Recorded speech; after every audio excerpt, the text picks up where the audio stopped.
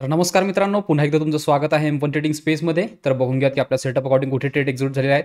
आज आपण एकच ट्रेड घेतलेला आहे, जो की आपण बँक निफ्टीमध्ये घेतलेला आहे. तर बँक निफ्टी आधी बघून घेऊ की एक्झॅक्टली कोणत्या लेवलवर एक्झिक्यूट झालेला आहे ते. आज बँक निफ्टीची ओपनिंग चांगलीच गॅपडाऊन होती. ऑलमोस्ट 3% जवळपास यांनी गॅपडाऊन ओपनिंग दिलेली होती आणि त्यानंतर पण यांनी डाऊन साईडला मोमेंटम कंटिन्यू केली आहे. ओपनिंग याची जी होती या लेवलवर होती. ऑलमोस्ट 46,600च्या जवळपास याची ओपनिंग होती.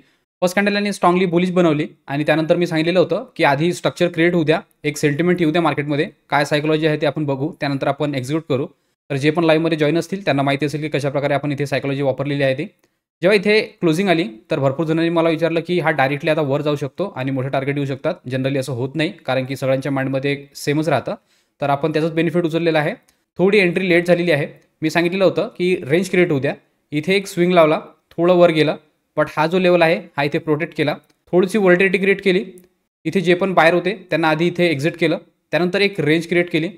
या लेवलला जर तुम्ही प्रॉपरली बघाल तर ही जी लेवल होती, फर्स्ट टाइम इथे टच केलं, सेकंड टाइम इथे टच केलं, इथे वर साईडने न्यायचा प्रयत्न केला. बट नेक्स्ट कॅन्डलमध्ये जी क्लोजिंग आहे ती डाऊन साईडला दिली.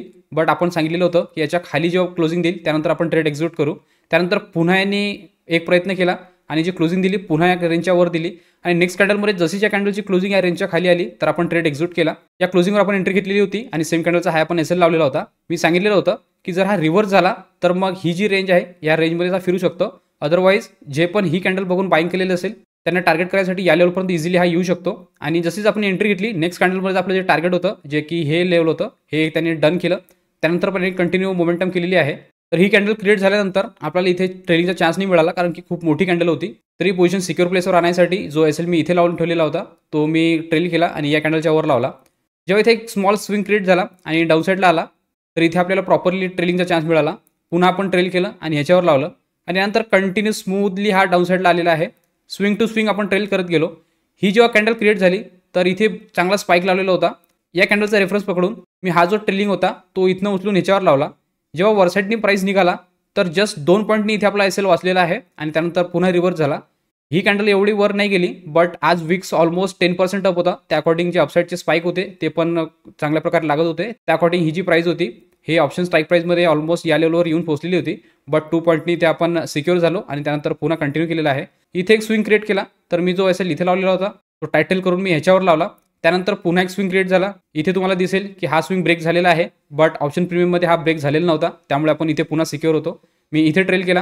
ही तर लास्ट ट्रेलिंग होती, कारण की ह्यानंतर तर कंटिन्यू डाऊन साईडला आलेला आहे आणि ऑलमोस्ट आपण जेवढा पण प्रीमियम होता तो आपण पूर्ण कॅप्चर करून घेतलेला होता. तर ऑलमोस्ट जसं या लेवलच्या जवळपास यांनी डाऊन साईडला स्पाइक लावला तर डायरेक्टली आपल्या बुकिंग प्राईसवर आलेलं होतं. तर त्या अकॉर्डिंग मी जो एसएल इथे लावला होता त्याला मी मॉडिफाय केलं आणि मार्केट प्राईसमध्ये मी त्याला बुक केलेला आहे.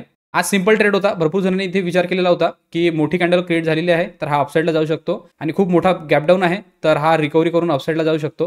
पण जनरली त्यांच्याच माइंडसेटवर खेळून मार्केट रिॲक्ट करतं, जे की मी इथे तुम्हाला क्लिअरली सांगितलेलं होतं की भरपूर जण इथे विचार करतायत की याचं ब्रेकआउट येईल आणि मार्केट वरच्या साईडने जाईल. बट आपण त्यांना ट्रॅप करायसाठी या लेवलसाठी आपण प्ले करू, जे की आपण एक्झॅक्टली या लेवलवर ट्रेड घेतलेला होता आणि या लेवलपर्यंत आपण टार्गेट ठेवलं होतं. बट जेवढा पण आजचा दिवसभराचा मोमेंटम होता टोटली आपण आज कॅप्चर केलेला आहे. तर इझी ट्रेड होता. ज्यांनी पण लाईव्ह स्ट्रीममध्ये माझ्यासोबत जॉईन असतील त्यांना माहिती असेल की कशाप्रकारे आपण इथे सायकोलॉजी वापरलेली आहे आणि माझ्यासोबत पण भरपूर जणांनी ट्रेड घेतलेला होता, त्यांनी पण एक्झॅक्ट लेवलवर बुक केलेला आहे.